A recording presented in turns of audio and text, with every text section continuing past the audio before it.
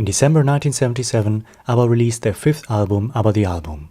It was yet another artistic progression for ABBA in the songwriting, meaningful lyrics and beautiful words, in their vocal arrangements and overall soundscape.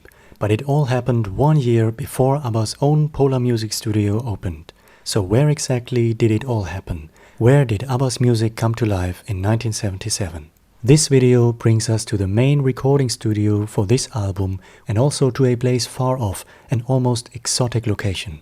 Let's go back to 1977 and to ABBA the Album. Their latest album is The Album.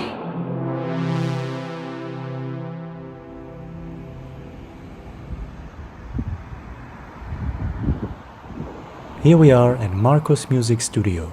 This is where the majority of ABBA's fifth album was recorded.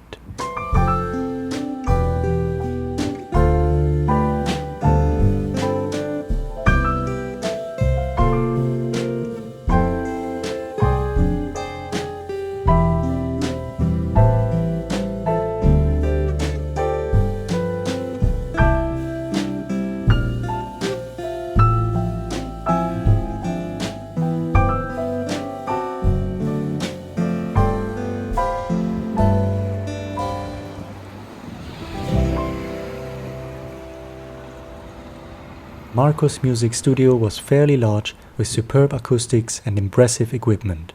The Harrison mixing desk was state-of-the-art and the same model would later be part of ABBA's own Polar Music Studio. Today it is called Soundtrade Studios. The connection to ABBA is very intriguing.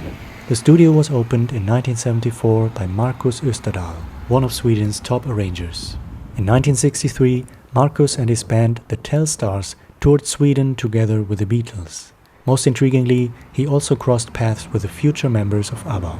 The Telsstars became the house band for the Swedish show Drop-In, and on that occasion he witnessed Benny's television debut with the Hepstars in 1965.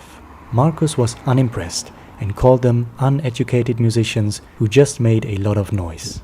He would go on to create arrangements for Agneta's Swedish solo songs, for Frida's debut single and other Frida songs produced by Benny, and eventually even for Benny's band, the Hepstars. So in 1977, they all came together again when ABBA was using his recording studio for ABBA the Album.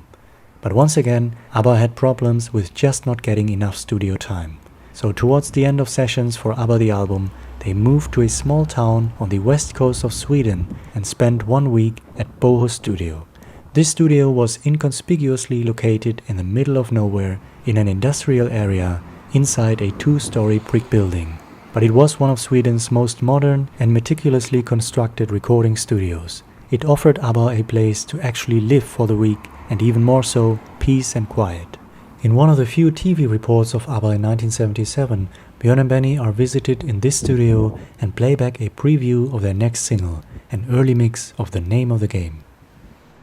Initially, ABBA's presence in town went unnoticed, but soon a crowd of 40 children was waiting outside every day to get their autographs after school.